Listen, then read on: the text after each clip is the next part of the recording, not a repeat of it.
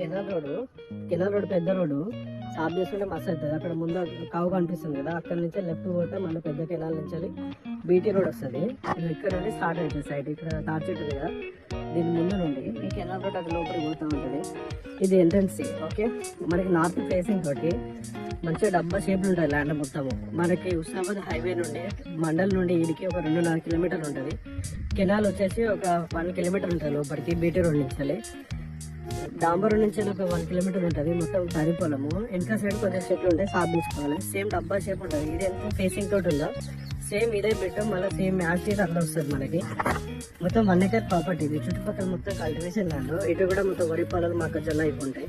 మనకి road facing ఇప్పుడు back side ఎంత ఉందో రోడ్ ఫేసింగ్ కూడా అంత ఉంటుంది. అక్కడ నుండి అక్కడ దాకా ఉంటుంది.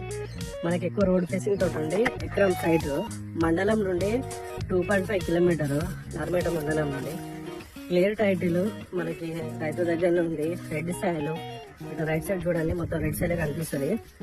ఇక్కడ కింద కనిపిస్తుంది కదా, ఇది ప్రాపర్టీ. క్లియర్ టైటిల్ మండలం నుంచి జస్ట్ 2.5 కిలోమీటర్. జనగాం నుండి కూడా దగ్గరనే ఉంటుంది ప్రాపర్టీ. ఇది ల్యాండ్.